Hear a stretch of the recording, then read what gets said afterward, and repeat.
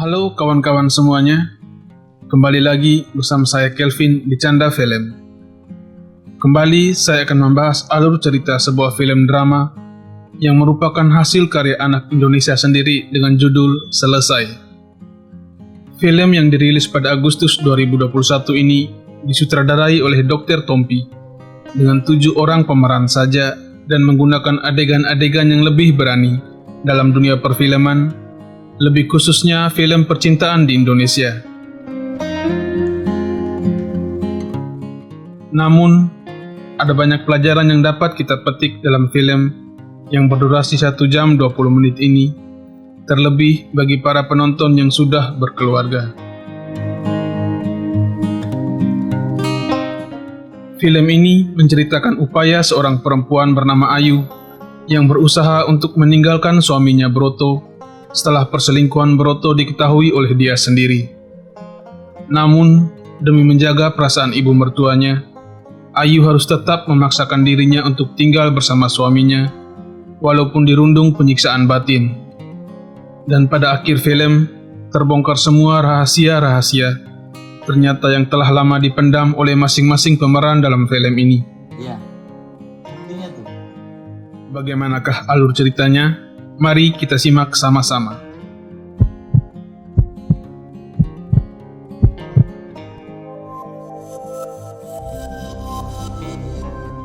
Di awal filmnya, terlihat sepasang suami istri yang baru saja melepas kehangatan malamnya mereka. Ayu yang diperankan oleh Ariel Tatum menuju ke dapur untuk mempersiapkan sarapan. Tak lama kemudian, suaminya yang bernama Broto yang diperankan oleh Gading Marten datang dan pamit untuk berangkat bekerja. Namun, karena tidak tahu kunci mobilnya disimpan di mana, maka Broto pun akhirnya meminjam mobil istrinya. Di awal film ini pun kita diperkenalkan Mbak Yani yang merupakan seorang pembantu baru di rumah tersebut dengan kepribadian yang sangat lucu dan termasuk seperti orang yang lagi mabuk dengan media sosial. Kedekatan Ayu dan Mbak Yani membuat Mbak Yani menceritakan semua tentang dirinya sampai memperkenalkan pacar gantengnya yang bernama Mas Bambang. Dan sehari berlalu, dan mulai diberitakan bahwa akan diberlakukan lockdown karena pandemi yang terjadi. Namun, terlihat di sini bahwa Broto lebih mengkhawatirkan Anya yang merupakan selingkuhannya dibandingkan Ayu yang merupakan istrinya sendiri. Dan ketika Ayu pulang dari bekerja, dia melepaskan kelelahannya dengan melampiaskan amarahnya kepada Broto setelah menemukan sebuah celana dalam wanita yang ia temukan dalam mobilnya Broto. Baca! Anya! Di mana pada celana dalam tersebut tertulis Anya yang dicurigai oleh Ayu sebagai nama dari pemilik celana dalam tersebut, yang memancing emosi Ayu pun semakin bertambah. Ayu mengeluarkan amarahnya kepada Broto dan memutuskan untuk pergi dari rumah tersebut dan akan mengajukan perceraian antara mereka berdua.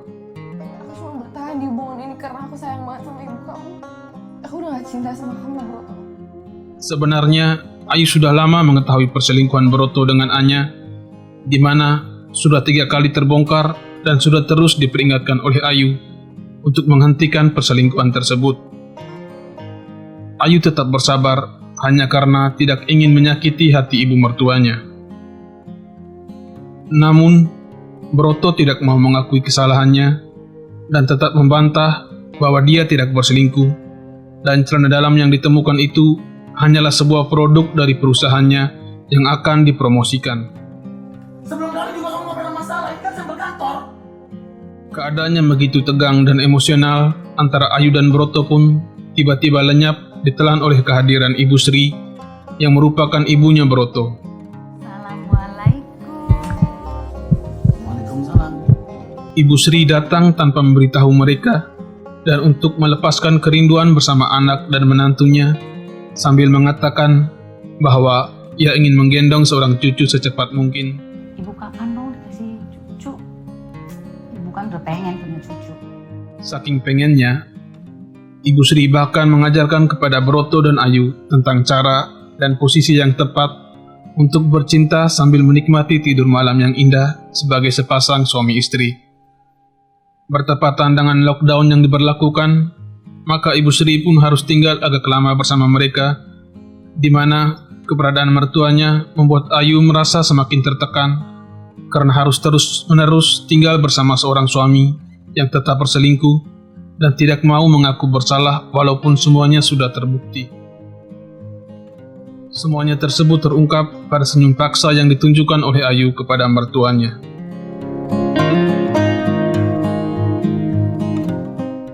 Tak hanya itu, pemberlakuan lockdown ternyata membuat film ini semakin memanas. Broto lebih memperhatikan kesehatan Anya dengan terus menchat dan menghubunginya. Bahkan, Broto rela melakukan semua yang diminta oleh Anya, termasuk ngedance telanjang di depan kamera sambil video call. Semua itu dilakukan untuk menghibur Anya, seorang wanita yang lebih dicintainya ketimbang istrinya sendiri. Mas Bambang. Namun, tak hanya Broto yang mengkhawatirkan orang yang dicintainya. Mbak Yani juga ternyata mengkhawatirkan orang yang sangat dicintainya, yaitu Mas Bambang saat pemberlakuan lockdown tersebut. Aman deh, aman. Mbak Yani rela menerima Mas Bambang untuk tinggal sementara dengan bersembunyi di kamarnya tanpa sepengetahuan Broto dan Ayu yang merupakan majikannya sendiri. Mas Bambang yang sudah lama tak ketemu dengan Mbak Yani langsung pengen melepas rindu. Ditambah lagi ketika melihat Ayu dengan pesona yang sangat cantik, membuat gairah Mas Bambang pun semakin meningkat untuk melepaskan kerinduannya. Tak hanya sampai di situ, perlakuan Mas Bambang menjadi sedikit aneh, di mana kedekatan Mas Bambang dengan Losien pun tak dapat dipungkiri lagi. Apalagi ketika mata dan pikirannya sudah fokus kepada kemolekan bentuk tubuh Mbak Ayu. Dia selalu pengen dan terus pengen. Pada scene berikutnya, terlihat Mas Broto mulai berpikir terdapat hal yang aneh pada penemuan celana dalam milik Anya di mobilnya tersebut, sambil mengingat masa lalunya bersama Anya di dalam mobilnya.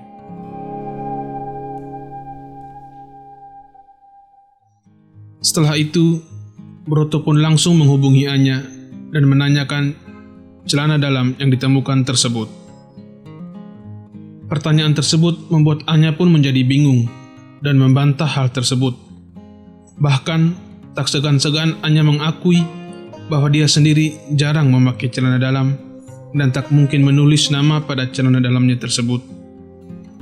Hal tersebut membuat Broto semakin tidak percaya akan barang bukti yang ditemukan oleh Ayu tersebut dan curiga ada sesuatu di balik semua ini. Apalagi didukung dengan perkataan yang sempat dilontarkan oleh Ayu bahwa dia tidak mencintai Broto lagi. Aku udah gak cinta sama kamu, bro.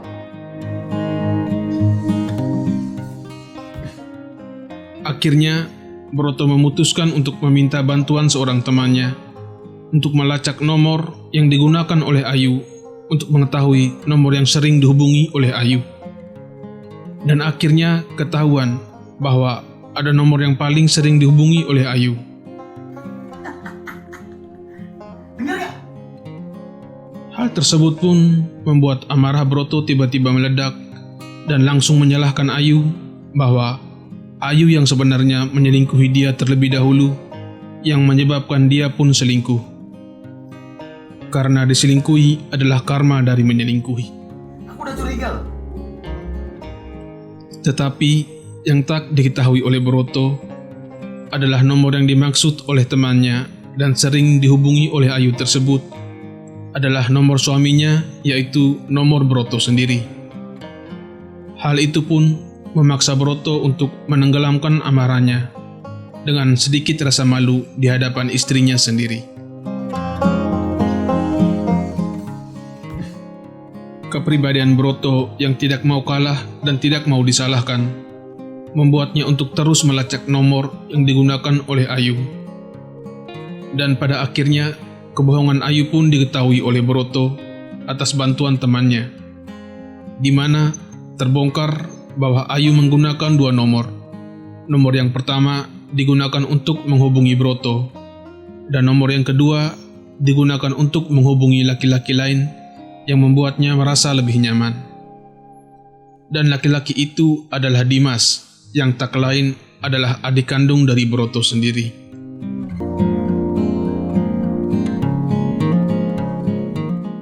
Dan pada scene ini pun terjadi perkelahian antara Broto dan Ayu setelah Broto mengetahui perlakuan Ayu yang menurutnya sudah melebihi batas.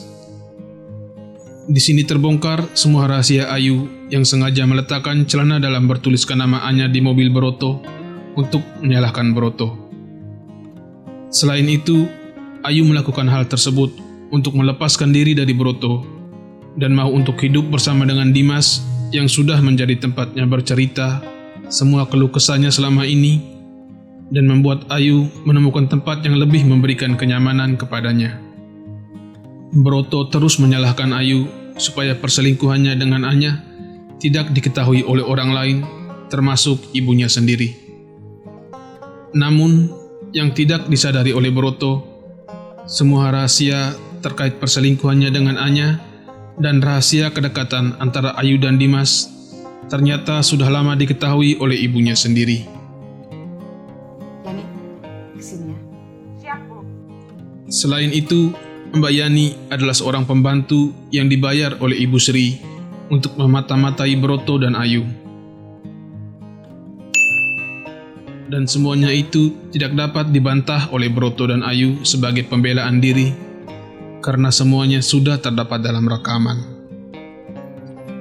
Dalam situasi yang begitu hening dan tegang,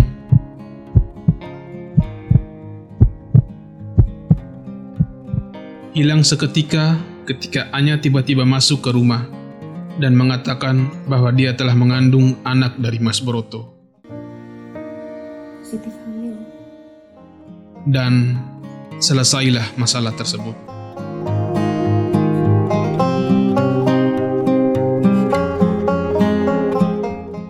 Ayu yang dari awal film sudah menjadi seorang wanita yang terpojok, pada akhirnya harus menjalani hidupnya di sebuah rumah sakit jiwa. Selain itu, Mbak Yani yang merupakan seorang pemeran dengan karakter yang ceria dan lucu, tetap harus mengalami kepahitan pada akhir film.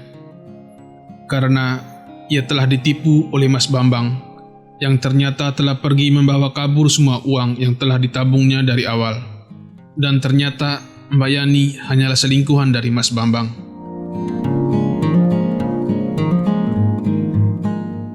Dari film ini, terlihat bahwa Broto adalah pria yang hanya keras kepala dan menikahi Ayu karena jatuh cinta pada pandangan pertama.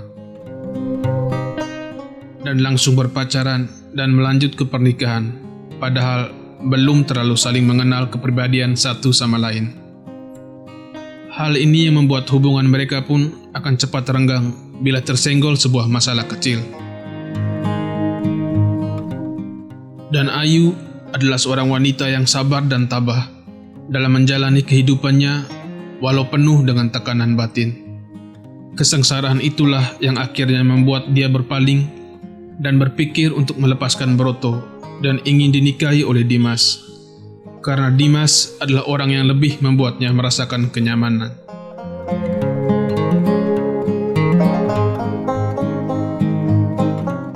Sekian video dari saya kawan-kawan semuanya. Sampai jumpa di video berikutnya. Jangan lupa untuk subscribe, like, and share. Salam Canda Film.